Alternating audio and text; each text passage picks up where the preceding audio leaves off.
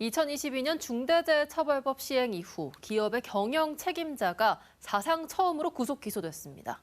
석포재련소를 운영하는 영풍의 총괄 대표와 재련소장 등 대표이사 2명을 비롯해 원하청 임직원 10명과 영풍 법인까지 무더기로 재판에 넘겨진 건데요.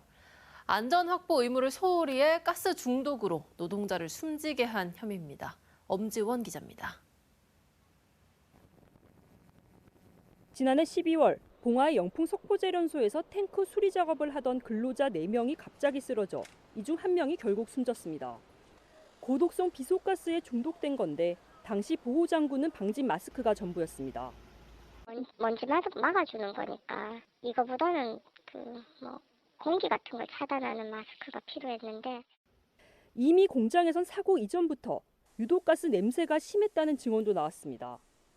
진짜 평생 처음 경험한 거예요. 너무 독해 냄새. 숨을 들이마시면 마스크를 꼈는데도 그냥 눈물 막 갑자기 속이 타는 것 같아요. 검찰은 총체적인 안전관리 부실이 가져온 예견된 인재로 보고 박영민 영풍 대표이사 겸 총괄 대표를 중대재해처벌법 위반으로 구속 기소했습니다. 2년 전부터 시행된 중대재해처벌법으로 기업 경영 책임자가 구속 기소된 첫 사례입니다. 네, 혐의 인정하십니까?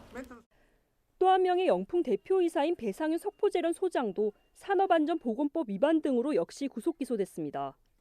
이 밖에 재련소 안전관리팀장 등 원청, 하청 임직원 8명과 영풍 법인까지 줄줄이 재판에 넘겨졌습니다.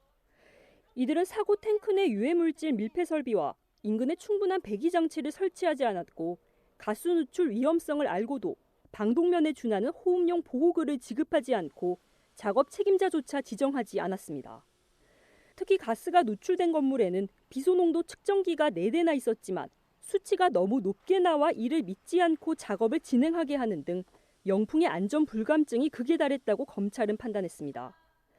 경영 책임자인 박영민 영풍 대표 또한 사고 위험성을 인지하고 있었습니다. 박 대표는 4년간 석포재련 소장으로 재직해 상황을 잘 알고 있었고 대표 취임 이후인 2022년에도 근로자 비소 중독 사례를 보고받았지만 별다른 조치를 취하지 않은 것으로 확인됐습니다. 이와 별도로 검찰은 지난 3월 발생한 재련소 냉각탑 청소 노동자 사망 사건에 대해서도 중대재해처벌법 적용 여부를 검토하는 등 영풍을 향한 수사는 당분간 계속될 전망입니다. MBC 뉴스 엄지원입니다.